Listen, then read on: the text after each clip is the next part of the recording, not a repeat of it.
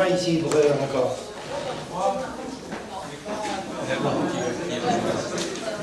Pas du tout un petit peu. Vous faites quand même l'ulfan, non? Bon. Donc on va essayer de surmonter cette difficulté-là. Et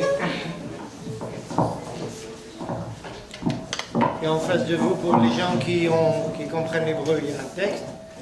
Il y aura une première traduction. En tous les cas, une traduction d'une première partie. Mais avant qu'on arrive là-bas, je voudrais présenter le sujet que nous allons essayer d'aborder aujourd'hui. Et surtout, la façon dont nous allons aborder ça. Je pense qu'il nous est arrivé, au moins avec une partie d'entre vous, de préciser le fait suivant. On ne peut plus se permettre en Israël de se contenter de la seule lecture de la Torah qui était notre apanage par le passé, en diaspora. Il ne s'agit pas de négliger ni d'annuler cette lecture, il s'agit de lui rajouter une dimension. Faites attention à ça, c'est très important. Je ne viens pas vous dire ce que nous avions comme Torah, on met ça derrière nous et puis on prend autre chose. Va diminuer un petit peu, c'est trop fort. S'il l'attrape ici, c'est trop fort. Il était important, durant toute la galoute, toute la diaspora, vous l'appellerez galoute, diaspora, peu importe, de lire la Torah d'une certaine façon. Arrivé en Israël, on doit la lire d'une façon plus élargie. Je me sers de ces termes-là de façon à ce que ça soit clair. Il ne s'agit pas d'effacer un passé, il s'agit de lui rajouter une dimension. D'accord? Premier exemple, c'est celui que nous allons aborder ce soir. Je suppose que tout un chacun parmi vous, au moins ceux qui ont au moins lu dans une première lecture le texte de la Torah même, connaissent parfaitement l'affaire de Joseph avec ses frères, qui se rencontrent après tout ce qui s'est passé. Et ils se rencontrent en Égypte. D'accord? Alors, on va lire ça tel que on l'a toujours lu dans le peuple juif, en tous les cas depuis 2000 ans. Et ensuite, on va voir comment il faut le relire ici maintenant, plus exactement rajouter la dimension supplémentaire que la terre d'Israël, en tant que terre sacrée, convie à rajouter. Pour que vous compreniez bien qu'il est impossible de lire la Torah en Israël de la même façon qu'on la lit en diaspora, je vous donnerai un élément. Vous savez que durant toute notre présence en terre d'Israël, en tous les cas au moins jusqu'à la fin du premier exil, nous avons connu les notions de prophétie. Il y avait des prophètes. Est-ce que vous avez entendu parler d'un prophète pendant 2000 ans d'exil? Pas de prophète. Vous êtes d'accord? Pourquoi? Impossible d'être prophète en galoute. Pas de prophétie possible. Le seul personnage qui a été prophète en galoute, c'est Moïse. Mais c'est parce qu'il a démarré. D'accord? On sort d'Égypte et il fallait être prophète avant de sortir d'Égypte. Et après, c'est terminé. Mais qu'est-ce que ça veut dire? Ça veut dire qu'un rapport avec Dieu ne peut pas être en diaspora ce qu'il est en Israël. Impossible. D'accord? Donc même la façon d'aborder la Torah, qu'est-ce que c'est la Torah? C'est une parole divine qui arrive à nous. D'accord? On ne peut pas la lire de la même façon qu'on la lit en diaspora. D'accord? Alors regardez, je vous en prie, prenez la paracha que nous avons lue il y a 3 jours. Et elle va se prolonger justement sur la paracha d'aujourd'hui, de cette semaine plus exactement. C'est paracha de Vayigash.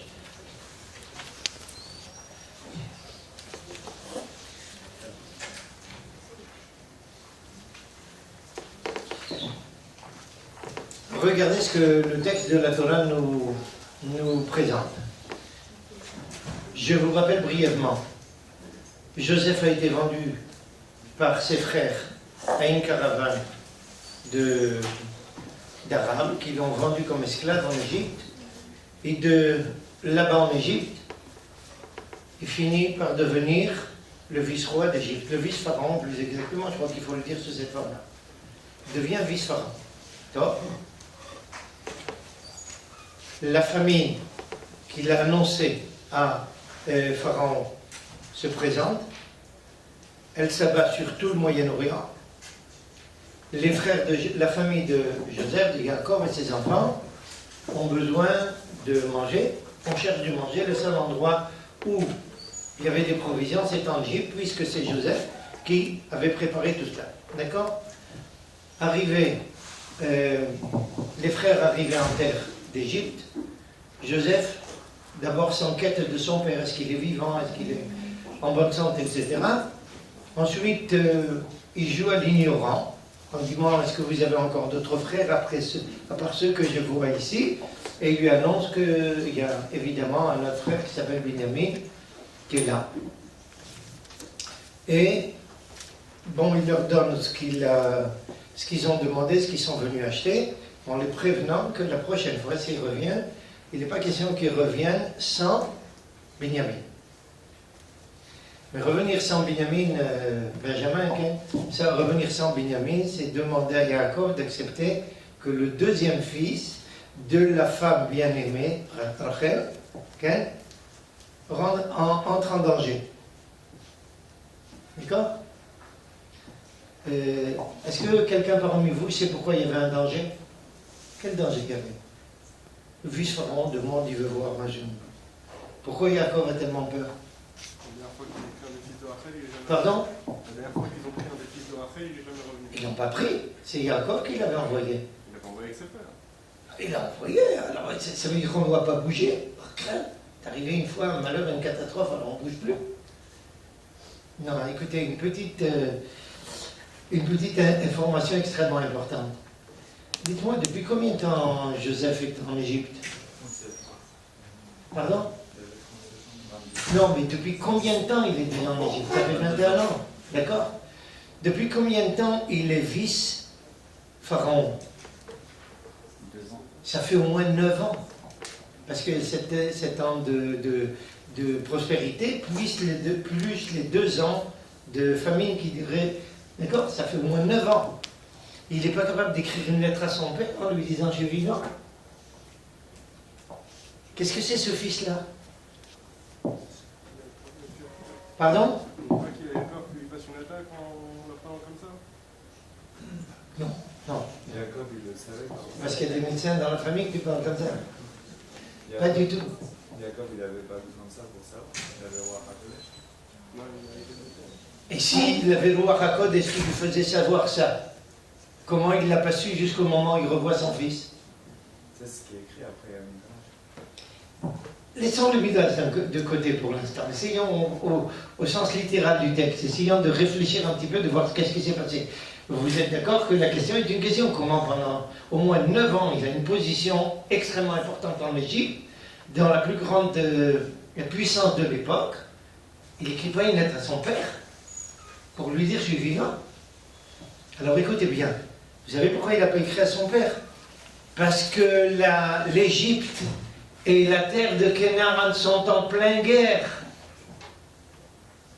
Ils sont en guerre à l'époque. Si Joseph envoie une lettre à un personnage important de Canaan, il est automatiquement soupçonné de traîtrise. Il ne peut pas écrire à son père.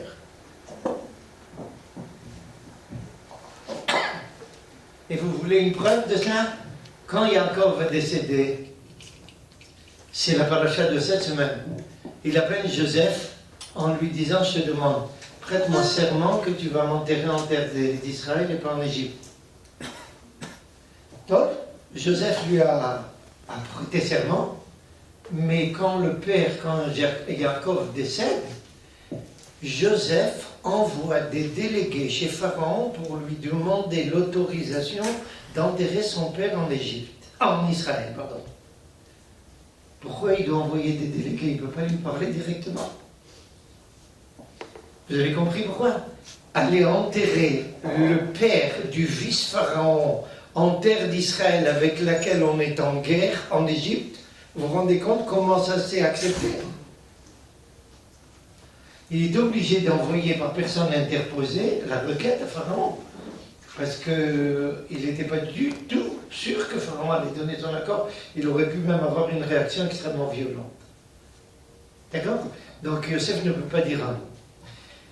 C'est comme ça qu'on comprend le fait que lorsque les enfants de Jacob reviennent en Égypte pour racheter encore de la nourriture, Yosef lui dit, vous êtes des comment dire ça, des espions. Pourquoi qu'ils sont venus acheter quelque chose d'espion? C'est parce que les deux pays sont en guerre. D'accord? Alors maintenant, regardez ce qui se passe. Yosef a tout fait pour emmener Binyamin, et c'était clair. Derrière, il a pris un otage. Qui c'est qu'il a pris comme otage? Shimon. Pourquoi? Comment on dit Hamomovaram en français? Pardon? Ouais, c'est les personnages durs, là. Il fallait l'attraper, celui-là le garder, parce que sinon il est capable de tout démolir. Alors il prend en otage Shimon, et il lui dit, maintenant vous voulez Shimon, vous ramenez Binyamin. C'est ça? Top. Et le coup est bien préparé, Binyamin arrive, il s'arrange pour l'accuser de ce qu'il avait fait. Trop. Et il le met en prison, et à ce moment-là, Yehuda qui s'était porté garant auprès de son père qui ramènerait Binyamin, il va tenir parole. Et regardez la conversation entre Yehuda et Yosef. Une conversation remarquable. Regardez le texte. Vayigash, dans ce Tanakh-là, c'est à la page 77. Dans les autres, c'est Bereshit, au chapitre Mendalet. Regardez ce que nous dit le texte de la Torah. Vayigash et la Yehuda. Yehuda maintenant se retrouve dans une situation impossible. Il a promis à son père de ramener Binyamin. Binyamin est maintenant en prison. Et n'oubliez pas, l'Égypte, à l'époque, c'est l'hyperpuissance, sur tous les plans, économique, militaire, culturel. Yehuda va vers le vice-pharaon, c'est pas le pharaon, mais vice-pharaon de l'époque, c'est aussi déjà énorme. Et regardez la conversation dans quel terme elle a lieu. Vaïgash et la Yehuda, Yehuda s'approche de lui. Vayomer Biadoni lui dit, je vous en prie, Seigneur, que je puisse formuler quelques paroles. Je tiens à préciser pour les gens, aussi bien ceux qui dominent l'hébreu que ceux qui ne le dominent pas encore, il y a deux façons de parler en hébreu, ou il y a deux termes pour désigner la parole. Il y a les morts et il y a les daber. Les morts, c'est en douceur. Les daber, c'est durement. Alors écoutez bien comment Yehuda parle. Il lui dit, permets-moi cher Seigneur, permettez-moi de vous parler. Mais avec quel terme? Les daber, on ne demande pas poliment la permission de lui taper dessus. Vous êtes d'accord? Il y a une contradiction ici. Regardez la suite. Et il lui dit, permettez-moi de parler avec vous, avec les daber, dans vos oreilles. Vous êtes bien d'accord qu'on n'a pas l'habitude de parler dans les oreilles, on a l'habitude de parler et ça arrive par les oreilles. Qu'est-ce que ça signifie, parler dans les oreilles? C'est une façon pas très diplomatique ou très diplomatique, comme vous voulez, de lui dire, j'ai l'intention de te dire des choses qui vont bien te rentrer dans les oreilles. Vous comprenez que c'est un langage qui est incompréhensible. D'un côté, il y a ici un respect énorme, d'un autre côté, une menace. C'est une telle menace qu'il lui dit, ne te mets pas en colère contre moi. S'il lui demande de ne te mettre pas en colère, c'est qu'il avait toutes les raisons de se mettre en colère. D'accord? Toi, tu es comme Pharaon. Façon très polie de dire au vice-roi, tu es comme le roi, c'est a priori un compliment énorme. Nos Chachamim n'hésitent pas un instant à dire que quand Judas a dit ça à Yosef, il avait une toute autre intention. Il lui a dit très poliment, tu es aussi important que le pharaon, mais je te préviens, s'il doit te liquider à toi comme le pharaon, je n'hésiterai pas un instant.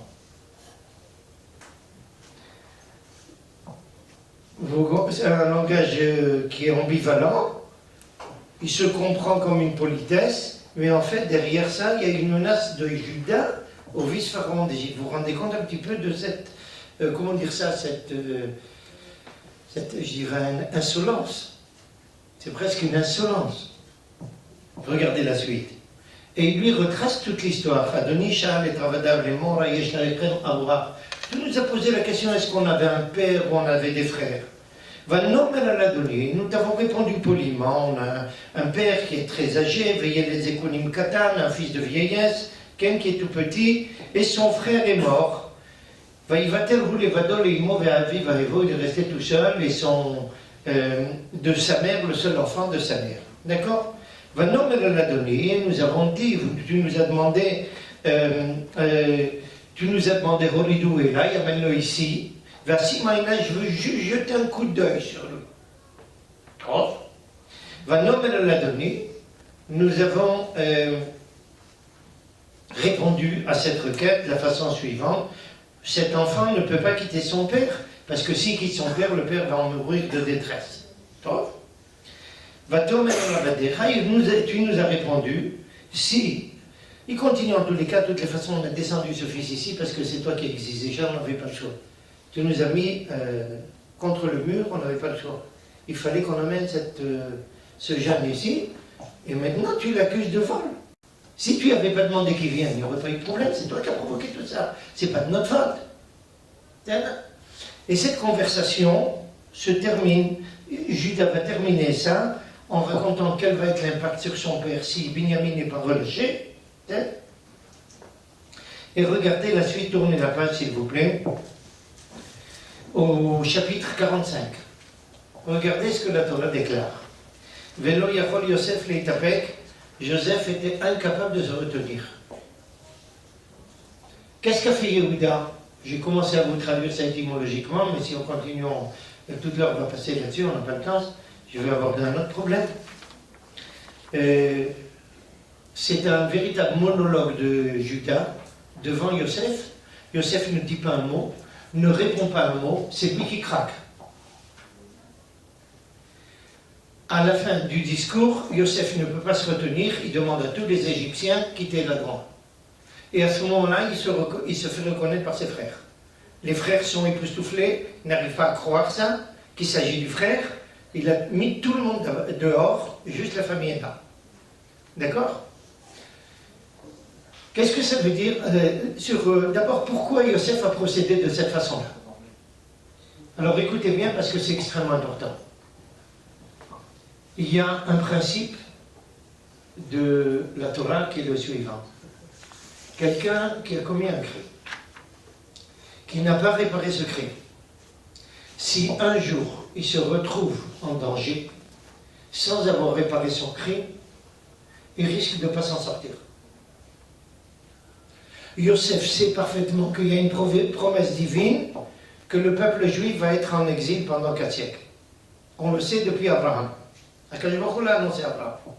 Quand son frère descend en Égypte, pour Yosef c'est clair, ils vont passer maintenant 4 siècles. Mais Joseph dit, attendez, ils arrivent ici en Égypte après m'avoir vendu à moi. Ils n'ont pas fait teshuva encore. Il n'y a pas de réparation de leur part. Ils m'ont vendu en tant qu'esclaves.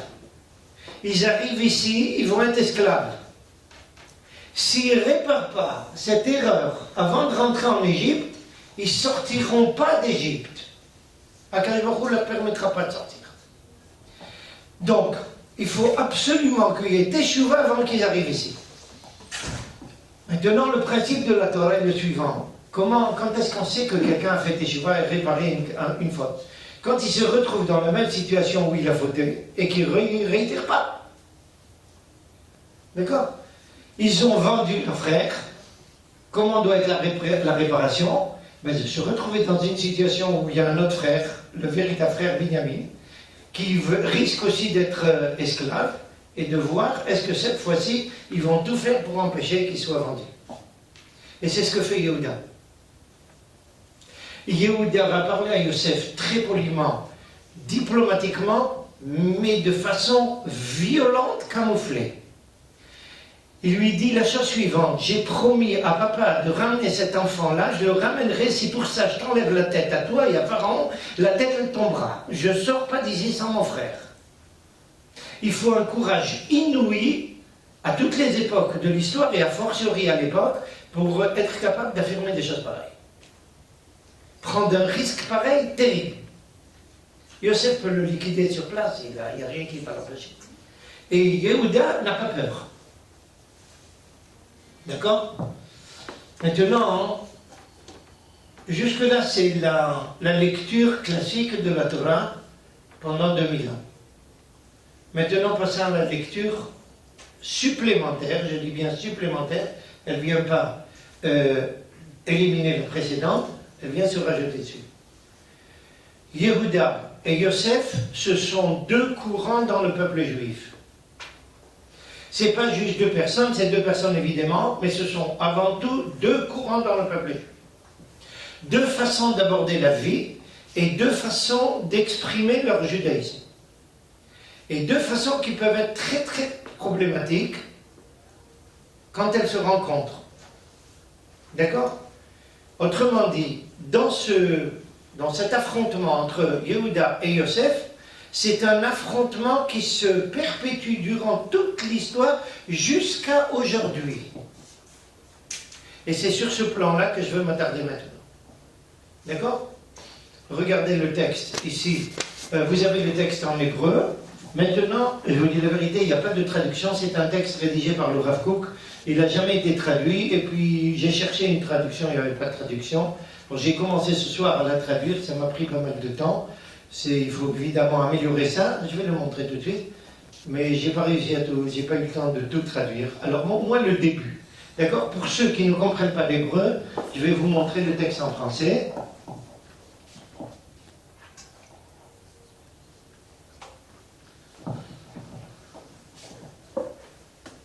Et l'allumette est allumée? Bon, ça va s'allumer d'ici un instant. Une petite introduction historique pour comprendre le texte. D'accord? Le peuple juif reste sans roi jusqu'à l'époque de Shaoul, c'est-à-dire à peu près 4 siècles après la sortie d'Égypte. Pour la première fois, le peuple juif demande une royauté, autrement dit une direction politique qui englobe tout le peuple. Shaoul monte au pouvoir. Il ne réalise pas exactement ce que Dieu attendait de lui. Il a été tué avec son fils au combat devant les Philistins. C'était le combat avec, comment on dit ça, la bande de Gaza. C'est là-bas, jusqu'à aujourd'hui, comme aujourd'hui, un combat qui ne s'est jamais arrêté, malheureusement. Et ensuite, David monte au pouvoir. D'accord? David règne. Après David, il y a Shlomo. Et après Shlomo, le fils de Shlomo Rechavam, le peuple juif se scinde en deux royautés. Une première royauté, la royauté d'Israël, qui englobe 10 tribus. Et la deuxième partie, au sud, le royaume de Juda, ce qu'on appelle Juda, et c'est en ce nom-là qu'on s'appelle Yehudi, des Juifs, okay, qui englobe 2 tribus, Juda et Binyamin. D'accord? Vous voyez que déjà ça sonne... ça résonne, hein, de Yehuda et Binyamin. Il y a aussi des Lévi'im, des Kohanim, c'est tout. Mais et les deux royautés, malheureusement, vont être la plupart du temps en véritable combat. Un combat de guerre. C'est pas une plaisanterie. Ça nous est très difficile à comprendre maintenant. Mais c'est ce qui s'est passé. Et celui qui a monté le premier, le royaume d'Israël, c'est un personnage qui s'appelle Yeroboam ben Nevat. En français, alias Jéroboam. Ça, j'arrive pas à dire ça en français, mais enfin, je dis ça pour ceux qui ne parlent pas encore hébreu. C'est là. Yeroboam ben Nevat, un génie financier et social, mais qui va démolir le peuple juif. Sur le plan économique et sur le plan social, un personnage génial. À tel point qu'il va commencer sa carrière comme ministre des Finances de Shlomo HaMelech. C'est Shlomo HaMelech qui l'a nommé. Et c'est seulement plus tard qu'il va se rebeller contre la royauté de Shlomo HaMelech, qu'Akadosh Baruch Hu le nomme comme roi des 10 tribus. Ça devait être provisoire, ça c'est pas resté provisoire. C'est devenu fixe, peu importe. Toujours est-il que Yeroboam, de quelle tribu il est? Ben, il est descendant de Yosef. Or, vous voyez d'un côté la tribu de Juda qui règne sur le royaume de Juda, et Yarovram ben Nevat qui monte un autre royaume, mais il est descendant de Yosef. Regardez ce conflit entre Juda et Yosef qui se retrouve au niveau des deux royaumes du peuple juif. Maintenant, pour essayer de comprendre ce qui s'est passé, regardez, il y a un texte de Rachamim, d'abord un texte d'Ivrei Hayami. Je ne sais pas si tout le monde domine parfaitement la Bible, au moins dans une première lecture. L'histoire de tout ce qui s'est passé pendant le premier temple est consignée dans les livres de Shmuel, Menachim, etc. Et également dans un dernier livre qui est appelé en français les Chroniques, si je ne me trompe pas. D'accord ? Il y a des répétitions d'un côté, mais il y a des éléments d'information quelquefois très différents qui sont là et pas là-bas ou vice-versa. Une information qui se trouve dans les chroniques, regardez, elle est là sur la feuille pour ceux qui parlent hébreu. Pour ceux qui ne parlent pas hébreu, je vais raconter. À peu près vers la fin du 6e siècle avant l'ère chrétienne, à la tête de l'Égypte se trouve un pharaon qui s'appelle Pharaon Necho. Je ne sais pas comment on dit en français, est-ce qu'on dit Neko ou quelque chose comme ça, j'en sais rien, peu importe. En hébreu, c'est Pharaon Necho. D'accord ? Un personnage extrêmement intéressant. Extrêmement intéressant. Pour vous donner un petit aperçu, il a été le premier personnage à envisager de créer un espèce de canal de Suez, mais bien plus sophistiqué. Il a commencé à créer un canal qui devait relier la Méditerranée à la mer Rouge. Le projet que seulement du temps de Herzl, on allait envisager. On est il y a 2700 ans de cela, presque. D'accord ? C'est donc un personnage extrêmement sophistiqué. Ce pharaon, pour des raisons d'alliance avec un royaume qui se trouve au Moyen-Orient, il traverse Israël avec son armée pour aller soutenir un allié en direction de Babylonie. Quand le roi, et pour ça il doit traverser le royaume de Juda, okay? Celui qui règne sur le royaume de Juda à l'époque, c'est un roi qui s'appelle Yoshiyahu, un des 5 uniques rois qui était normal dans tout le peuple juif. Tous les autres, des crapules invétérés. Excusez le terme. Aucun d'entre eux qui valait plus que la corde pour le prendre. Aussi bien les rois d'Israël que les rois de Juda. Et en tout et pour tout, 5 rois qui étaient normaux.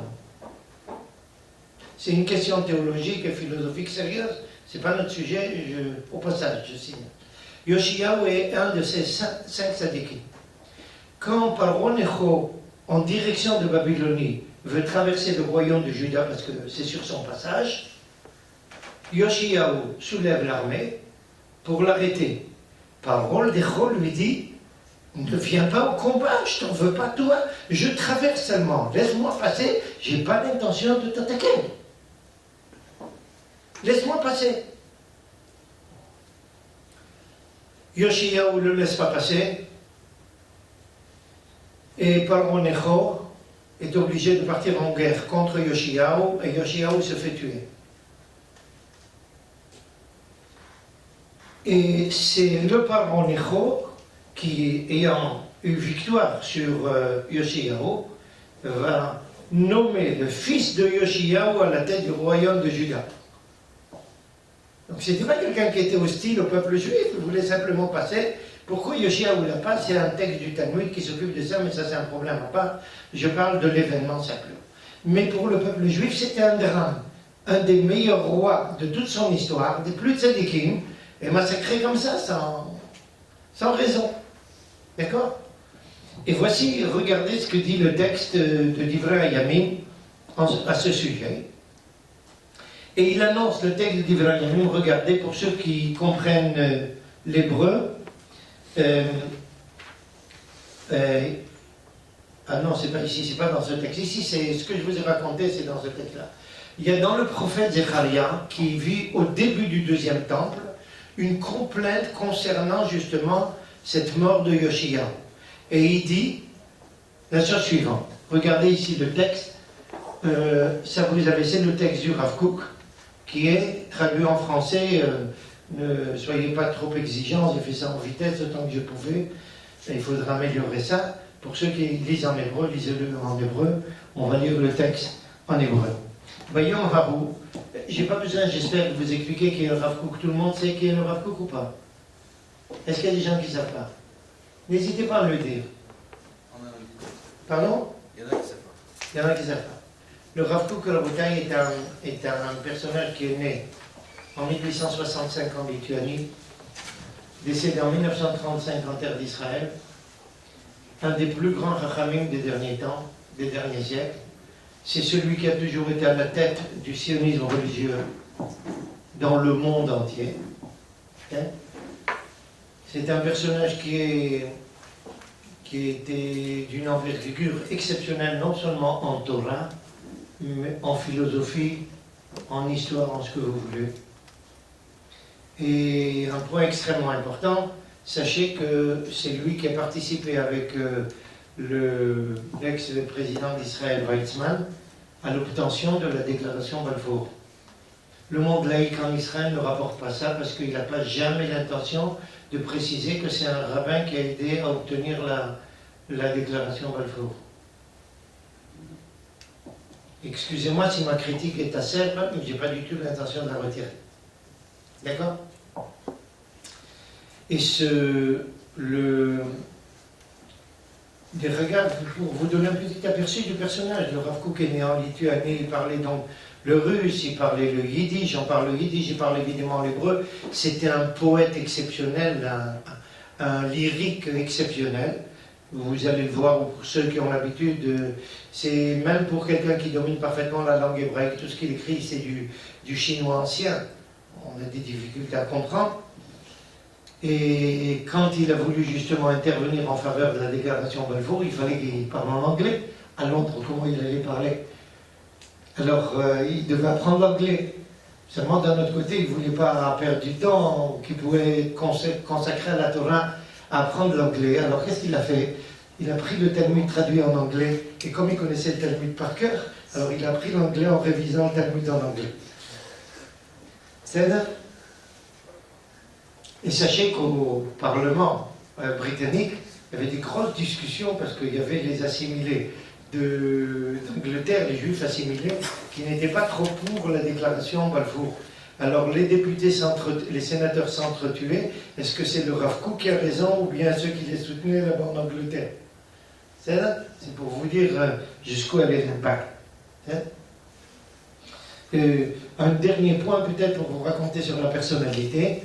Un jour, alors que Yom Kippour était dimanche soir, 2 heures avant l'entrée du jeûne, il y a quelqu'un qui vient le voir en lui disant « Monsieur le rabbin, il y a ici un bateau de gens, de juifs qui veulent rentrer. » Et il y avait ce qu'on appelle le livre blanc à l'époque qui interdisait aux juifs de venir.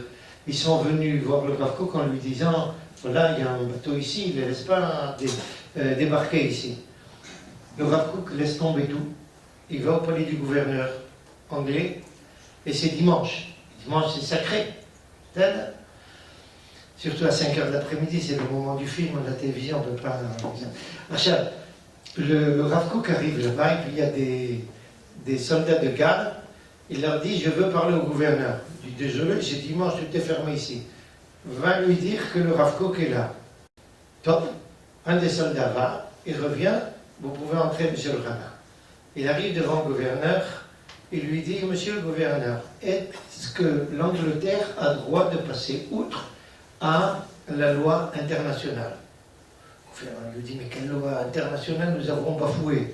Qu'est-ce que fait le Rav Kook? Il lui sort un Tanakh, une Bible de sa poche, il lui dit, voilà, la loi internationale a dit que la terre d'Israël, c'est au peuple juif.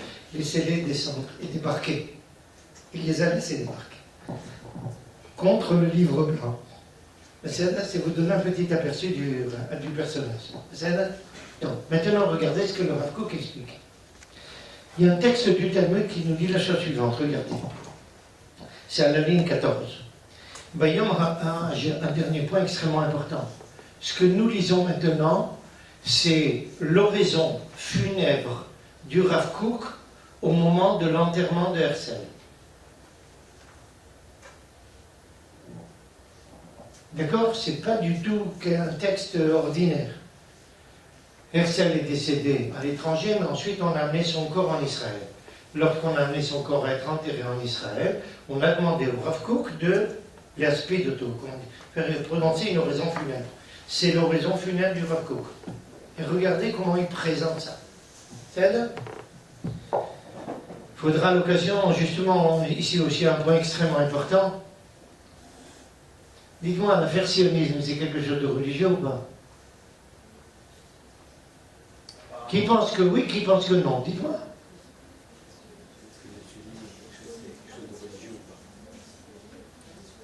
Oui. David, arrête, t'es là. Je veux les gens plus jeunes que toi. Qu'est-ce que vous dites? C'est quelque chose qui a un aspect religieux ou pas? Pourquoi? Pardon? Comment ça vient de la Torah sioniste? Si ça vient... Dites-moi. Pardon? L'appartenance relève de la Torah, d'accord? Mais en quoi un personnage laïque comme Herzl a un rapport avec la Torah? Oui, il y en a plein qui ne sont pas religieux. Pardon? Il y en a plein qui ne sont pas religieux. Je pose la question, j'ai rien dit, je ne vais pas porter de jugement, je pose simplement une question. J'essaye de préciser les choses. Je vais vous expliquer, vous comprenez qu'est-ce que c'est qu'un rabbin israélien? Je vais vous expliquer. C'est quelqu'un qui force les juifs à réfléchir. D'accord? Il ne leur tape pas sur l'épaule, il leur tape dessus, mais il les force à réfléchir. D'accord? Il y a beaucoup de gens laïcs qui viennent ici en Israël. Non, je pose la question, est-ce que ça a quelque chose, une dimension religieuse? Si quelqu'un ne comprend pas que c'est une dimension religieuse, excusez le terme, c'est un abruti. Mais maintenant, je vais vous expliquer pourquoi. Dites-moi, quel est le premier juif? D'accord. Quelle est la première parole de Dieu à Abraham? Va en terre d'Israël. Autrement dit, procède à la Aliyah. Il y a 4000 ans, c'est pas maintenant. Le premier terme, il dit va en terre d'Israël. Il lui a demandé va au mont Sinaï. Il n'a pas dit va au mont Sinaï. Il lui dit va en terre d'Israël. Ensuite, on discute. Ici, on ne discute pas. En Galoute, je ne parle pas. Tu montes d'abord en terre d'Israël. Évidemment, toute personne bien pensante pourra poser la question pourquoi il y a alors tellement de religieux qui sont antisionistes. Il faut répondre aussi à cette question. Eh bien parce qu'ils ont mal compris les choses. Tout simplement. Et il y a aussi d'autres aspects du problème, mais ça c'est un sujet, peut-être si un jour vous voulez, je l'aborderai maintenant brièvement. Maintenant, un autre point, extrêmement important. Le Rav Kook avait un fils qui aussi était un grand personnage, le Rav Silveda. Sur sa table, il y avait toujours deux photos. Celle de son père et celle de Herzl. D'accord? Comment un grand ami Chacham met une tête de quelqu'un laïque sur la table. D'accord? Alors je vais vous répondre tout de suite. Herzl, c'est un personnage laïque, autant que moi je suis chinois. D'accord? Si lui il est laïque, moi je suis chinois. C'est pas un personnage religieux, c'est clair. Mais ce n'est pas un personnage laïque. Pour vous donner un petit exemple. Pas un petit exemple, quelques petites références. Est-ce que vous savez qu'il a écrit son fameux livre qui s'appelle l'État juif. À qui il a présenté ce livre avant de le publier? La première personne à qui il a présenté ce livre avant de le publier. D'abord, où il l'a écrit? Il l'a écrit à Vienne. D'accord? Quelle est la première personne à qui il a présenté ce livre pour savoir qu'est-ce qu'elle pensait du livre? Vous savez ou vous savez pas? Le grand rabbin de Vienne. Le rabbin Adler. Et il lui a demandé qu'est-ce que vous pensez, monsieur le rabbin, de ça? Le rabbin Adler lui a dit excellent. C'est seulement après cela qu'il est parti et qu'il a commencé à publier. Deuxième point. Vous savez où est né Herzl? Pardon? J'ai pas entendu. Pardon? En Autriche. Non. Non. En Russie. Pardon? Non? Non. D'abord, il a grandi à Budapest, mais il n'est pas né à Budapest. Il est né en Yougoslavie. Et qui était son grand-père? Vous savez qui était son grand-père? C'était le Shochet et le Shaliach Tzibour d'un des plus grands rabbins sionistes de l'époque.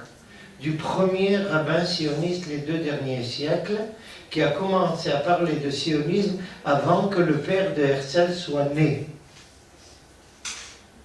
Le Rav Yehuda El-Kalraï.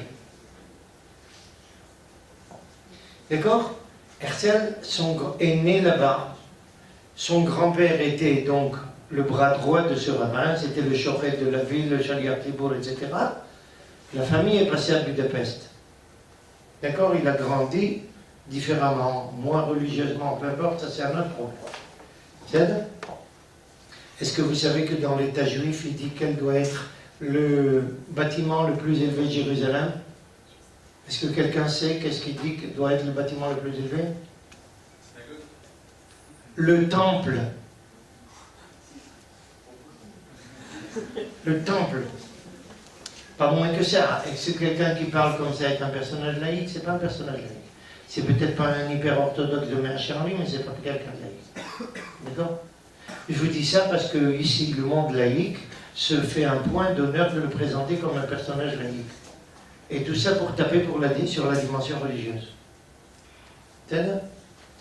Il y a aussi des gens, des religieux antisionistes qui sont contents qu'on dise qu'il est de lui laïque. Comme ça aussi, on peut le mettre de côté. Là-dessus, ils sont d'accord. Nous, on n'est pas d'accord. D'accord? Maintenant, revenons à ce que quand Herzl décède, on demande au Rav Kook de faire une oraison funèbre. Et regardez l'oraison funèbre. On va commencer maintenant, je vois qu'on n'a pas beaucoup de temps devant nous, mais au moins un début. Regardez qu'est-ce qu'a choisi le Rav pour parler de Herzl. Dit la chose suivante, Bayom Ahou, יגדל המספד בירושלים כמספד עדת רימון בבקעת מגידו. עכשיו, חז"ל אמרו שיונתן, ceux qui ne comprennent pas encore l'hébreu, armez-vous, je vous en prie, un tout petit peu de patience. Ah, regarde, j'ai traduit, excusez-moi, complètement. Vous avez la traduction ici. D'accord? Elle est à peu près exacte. ביום ההוא יגדל המספד בירושלים כמספד עדת רימון. עדת רימון, c'est le chef de l'armée qui aura tué Yoshéan. D'accord? עכשיו, בבקעת מגידו, parce que c'est dans la בקעה de Megiddo qu'il a été tué. חז"ל אמרו שיונתן בן עוזיאל תרגם נביאים, ונסדר זרע ארץ ישראל 400 פרסה ל-400 פרסה. משום דאית מילי, il y a des choses, דנא מפרשם, il y a des choses qu'on ne doit pas préciser, qu'on doit regarder secrètes. Il s'agit de ce verset en question de Zechariah, d'Amar Yosef, à propos duquel le grand talmudiste, le grand chacham du Talmud disait Il m'allait tirgoumé, la yadanaye. Si ce n'était la traduction en araméen du verset, il n'aurait rien compris au verset. Ve'amrou Shiramad Yonatan, qui a traduit en araméen les prophètes, un élève de Hillel Azakel qui s'appelait Yonatan ben Oziel. Il a traduit ça en araméen parce que c'était une des langues parlées à l'époque. On se retrouve à peu près à l'an 0. Au moment où Yonatan ben Oziel écrit, c'est à peu près ça, c'est l'époque où il vit. D'accord? Il a traduit tout en araméen. Et Rabbi Yosef, qui est un des principaux chachamim du Talmud, dit que si ce n'était cette traduction de Rabbi Yosef, de Yonatan ben Oziel, il n'aurait rien compris à ce verset-là. Ce verset qui dit à la fin des temps, il y aura une oraison funèbre. Ici, j'ai marqué un deuil. C'est inexact, il faut traduire par oraison funèbre. C'est quelque chose d'intermédiaire, ou si vous voulez, c'est tous les deux à la fois. D'accord? C'est mispé dans l'hébreu, ça veut dire les deux choses à la fois. Ça. Après, j'ai corrigé, j'ai mis oraison funèbre. Au départ, j'avais traduit deuil. Arsham, al-Laglav, Yonatan ben Oziel, entendant ça, se dresse sur ses pieds et parle à Kadosh Baruch Hu en lui disant c'est moi qui ai traduit ça, c'est moi qui ai révélé tes secrets et je ne l'ai pas fait pour mon honneur ni celui de ma famille, je l'ai fait pour qu'il n'y ait pas de dissension à l'intérieur du peuple juif. Un midrash qui est tout à fait obscur, on ne sait pas qu'est-ce qu'il veut dire. Regardez ce que le Rav Kook nous explique. והנה חז"ל אמרו שהמספד הזה יהיה על משיח בן יוסף שנהרג. J'espère que vous avez entendu une fois parler de la conception juive messianique, suivant laquelle il y a deux messies. Un premier messie qui s'appelle le Mashiach ben Yosef, fils de Joseph, un deuxième messie, le Mashiach ben Yehuda. D'accord? Tout le monde a entendu parler de ça ou non? Si tout le monde n'a pas entendu, alors vous l'entendez maintenant. Et il faut évidemment comprendre pourquoi on a besoin de deux messies. Chez les chassidim, on a une jolie plaisanterie concernant ces deux messies, en disant le premier messie, Mashiach ben Yosef, c'est celui qui va sortir les juifs d'exil, de la diaspora. Et pourquoi on a besoin d'un deuxième qui est plus grand que le premier? C'est pour sortir la diaspora des juifs, c'est beaucoup plus compliqué. D'accord? Ça c'est une plaisanterie, mais une plaisanterie très sérieuse des chassidim. Revenons maintenant concernant le messianisme. Nos chachamim ont toujours parlé de deux messies, le Mashiach ben Yosef, Mashiach ben Yehuda. Au passage, l'acrobate des 2000 ans, comment il s'appelle son père? Yosef. Yosef. Et qui est le traître? Vous avez compris la conception chrétienne? Le vrai messianisme, c'est le fils de Joseph, le premier. Le deuxième, c'est du banditisme.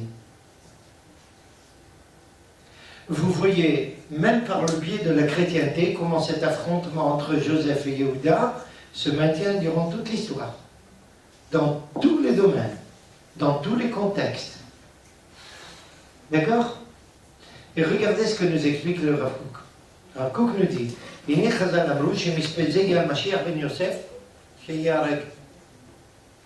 y a une tradition très ancienne du peuple juif qui déclare que le Mashiach ben Yosef va être assassiné. Comment il faut comprendre ça? On va en parler un jour. En tous les cas, vous avez compris comment il se fait passer pour Mashiach ben Yosef. Il a été assassiné, donc c'est lui. D'accord? Alors, regardez la suite. Dites-moi en français, qu'est-ce que c'est comment on appelle cet œil par lequel on voit vous voyez qu'est-ce que c'est la langue française antisémite? Parce que c'est un œil traître, alors on l'appelle Judas. Et vous allez comprendre tout de suite en quoi c'est lié aux idées dont nous parlons maintenant. Dites-moi, qui va être la royauté, qui va détenir la royauté du peuple juif? Yehuda. Vous êtes d'accord? C'est la paracha de cette semaine. Dans la paracha de Vaïchi, Jacob bénit ses enfants, il dit à Yehuda, Ata yoducha achecha yadecha be'on oyevecha, ve'lo yasur shevet Yehuda. D'accord? Et quand les chrétiens liquident Yehuda, qu'est-ce que ça signifie? Ben, c'est qu'on ne veut pas de cette royauté-là. On ne veut pas de cette conception-là. Vous savez pourquoi? Il y a quelqu'un qui peut me répondre pourquoi? Comment il est présenté Yehuda par son père? Yehuda, Ata yoducha achecha yadecha be'on oyevecha. Ta main sera sur la nuque de tes ennemis. Ça veut dire que tu auras le dessus sur tes ennemis. Scandale, la guerre, assassin. C'est ça le dirigeant du peuple juif? Nous, on est pour la paix. Vous voyez tous les conflits historiques? Vous commencez, j'espère, à comprendre que le conflit entre Yehuda et Yosef, c'est un conflit historique permanent jusqu'à maintenant. Et aux yeux des chrétiens, Yehuda est un personnage scandaleux. On ne peut pas l'accepter. Regardez le Omnam, כשם שיצר השם יתברך באדם הגוף והנשמה, ולעומתם הכוחות הנוטים להחזיק את קיום הגוף על מכונו, לשכללו, לפתחו, וכן הכוחות המחזיקים כוח הנשמה רוחניים ומעדנים ומשכללים אותה, ותכלית השלמות שהיא הגוף חזק ואמיץ ומפותח כראוי, והנשמה בריאה וחזקה ומשוכללת, לתכלית השכל הטוב והטהור, חפץ העליון ברוך הוא בעולמו, כן הכין בישראל ביחד שני אלה הכוחות, כוח המקביל לכוח הגוף האנושי וכוח המקביל. J'explique. L'être humain est composé de deux dimensions, la dimension physique et la dimension spirituelle. On a besoin de toutes les deux. Il y a deux forces ici dans l'être humain, une pour nous maintenir en bonne santé et une autre pour nous maintenir en bonne santé spirituelle. On a besoin d'une union et d'une symbiose entre les deux. De la même façon, à l'intérieur du peuple juif, on a besoin de deux forces qui vont maintenir ce peuple en bonne santé. Des gens qui s'occupent de tout le domaine matériel et des gens qui s'occupent de tout le domaine spirituel. Qui est préposé au monde matériel? Joseph et sa descendance. Pourquoi? C'est leur domaine et leur spécialité. Comment on le voit? Quand les frères, quand la famine frappe toute la famille, qui c'est qui donne à manger? Joseph. C'est celui qui subvient aux besoins matériels. Et lorsque la famille vient en Égypte, c'est lui qui s'occupe d'eux, qui subvient à tous leurs besoins. D'accord? Maintenant, quand Yaakov envoie Yehuda avec tous les frères et descend d'Égypte, qu'est-ce qu'il donne comme directive à Yehuda? Tu vas vers Eretz Goshen, on va l'habiter en Eretz Goshen parce que c'est là-bas que Pharaon va nous installer. Tu montes là-bas une yeshiva, un centre spirituel juif. Autrement dit, Yehuda c'est celui qui s'occupe de la dimension spirituelle, Yosef c'est celui qui s'occupe de la dimension matérielle. Ce conflit entre Yehuda et Yosef, c'est le conflit entre le matériel et le spirituel à l'intérieur du peuple juif. D'accord? Mais, si la situation était normale, si le comportement était normal, si on comprenait comme il faut les exigences d'un peuple, il faudrait que ces deux forces agissent toujours en symbiose. Or, malheureusement, qu'est-ce qui se passe? Qu'est-ce qui s'est passé plus exactement dans l'histoire du peuple juif? Regardez, revenons à l'époque Shlomo et Yarovam. Shlomo, c'est le fils de David Améler, il est le roi. Et le ministre des Finances, c'est Yarovam ben Nevat, descendant en ligne directe de Joseph. Il s'entretue avec Shlomo Améler et il déchire le peuple juif en deux. Au lieu de conjoindre les forces, on déchire. Traduction moderne, le gouvernement qui s'entretue avec les rabbins. Ou la direction du peuple, importe, quelle que soit-elle. Jusqu'à aujourd'hui, vous voyez qu'on vit ces problèmes-là. Les gens qui s'occupent de la direction du peuple, ils disent aux rabbins de quoi vous vous mêlez de politique, d'accord? Et les rabbins, sauf quelques personnes isolées, dont je ne fais pas, vous m'excusez, on dit aux politiciens de quoi vous vous mêlez d'affaires religieuses. D'accord? Mais ça, il y a peu de rabbins qui osent leur dire parce que ça leur coûte cher. Alors moi, j'ai pas ce problème-là, j'ai jamais eu ce problème parce que, vous savez, si quelqu'un me mettait à la porte en tant que rabbin, je vais enseigner des maths, il y a d'autres choses aussi que je peux enseigner. Je ne suis pas dépendant des budgets gouvernementaux ou autres. Même si j'étais dépendant, ça ne changerait pas parce que j'ai reçu une toute autre éducation. On est méchant dans la famille. On a l'habitude de dire en plein figure aux gens ce qu'ils n'aiment pas. Bon, mais revenons à notre problème. Vous voyez ici un conflit entre des gens qui sont là préposés à la direction politique et militaire du peuple et ceux qui sont préposés à la direction spirituelle. Dites-moi, qu'est-ce que c'est la Bible? Si quelqu'un lit toute l'affaire des rois, qu'est-ce qu'on voit durant tous les rois? Le roi qui s'entretue avec le prophète.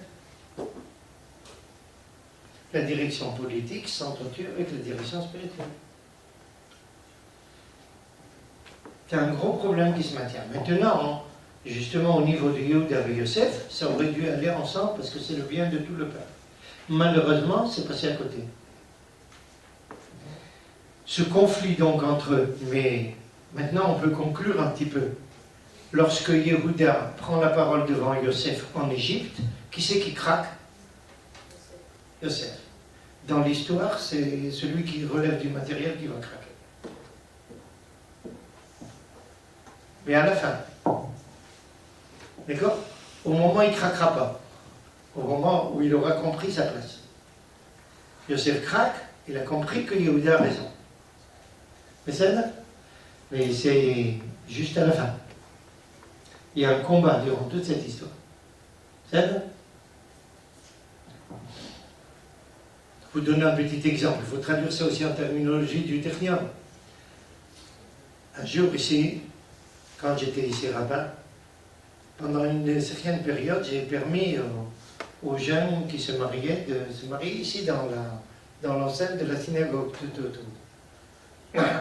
Jusqu'au moment où un jour, il y a un mariage qui a eu lieu, ils ont commencé à faire des danses, comment dire ça, mais on l'invente. Des danses mixtes sous la synagogue.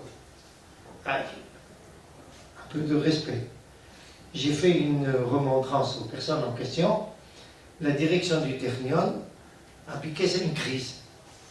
Elle m'a convoqué en me disant la chose suivante. Lorsqu'on a construit la synagogue, c'était parce qu'on était sûr qu'à partir de maintenant, on pourra faire toutes nos fêtes comme on l'entend, sans rabbin. Mais depuis que tu es là, tu as tout cassé. Alors il faudra qu'on reconsidère notre accord de construire la synagogue. Et comme je vous ai dit, à un moment, c'est difficile. J'aime pas me laisser menacer, surtout pour des affaires religieuses. J'ai joué à l'imbécile. C'était le PDG du Technion en jouant le personnage effrayé. Je lui ai dit, si vous réunissez le corps suprême du Technion, je vous en prie, invitez-moi pour que je puisse dire un mot. Il avait déjà un sourire jusqu'aux oreilles. Il me dit, pourquoi? Pour que je puisse leur dire en face qu'il n'est pas question que je cède. Vous savez quelle a été la fin de l'histoire? Il m'a menacé de me mettre à la porte du Technion. 6 mois après, c'est lui qui était à la porte. Il faut croire que je résout les équations de façon un petit peu différente. C'est comme ça que ça marche dans le peuple juif. Quand on veut s'accrocher avec le spirituel, il aura toujours le dessus. Tôt ou tard. Mais c'est le problème. Mais c'est pas là qu'il faut arriver. Il faut justement qu'on arrive à un stade où chacun comprend qu'il a besoin de l'autre. La direction politique, militaire, sociale du peuple a besoin de la dimension spirituelle et vice-versa. Il faut qu'on arrive à cette symbiose. C'est la fin des temps. Ça arrivera à la fin des temps. Et c'est ce que annonce le prophète Zechariah lui-même qui parle justement de Hadadrim. C'est lui qui parle de ça, qui dit à la fin des temps, il y aura réunion des deux. Chacun comprendra qu'il a besoin de l'autre et que chaque force n'est là que pour renforcer justement l'autre. Et c'est ce qu'il faut. Mais ce n'est pas toujours facile à faire comprendre, il y a quelquefois des difficultés. Donc ce conflit entre Yehuda et Yosef, soi-disant à propos de Binyamin, ce n'est pas qu'à propos de Binyamin, c'est à propos de toute la façon dont on doit diriger l'histoire du peuple juif. Je vous ai donné un tout petit aperçu, je dois arrêter maintenant parce que le temps imparti s'est terminé. Vous précisez que c'est ça que j'ai appelé la seconde lecture de la Torah. C'est la lecture d'Israël. De voir le texte de la Torah non pas comme parlant d'histoire, mais comme parlant de directives spirituelles. Tous ces événements sont là des événements pour nous préciser comment l'histoire juive a procédé et avec quels problèmes on va se mesurer et comment il faudra les surmonter. C'est l'affaire de Yehuda et Yosef. On a juste commencé ça, il faudra terminer à l'occasion, mais je vous ai dit au moins un des points principaux. D'accord? Est-ce que le spirituel ou le temporel doit s'accrocher? Réponse non. Il faut qu'on arrive justement à la symbiose.